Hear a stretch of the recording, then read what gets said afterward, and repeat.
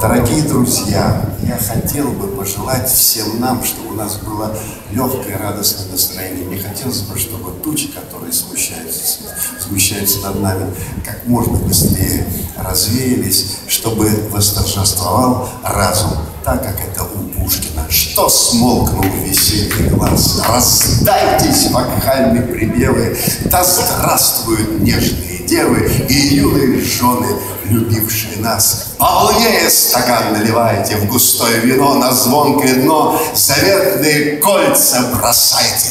Подымем стаканы, содвинем их разом.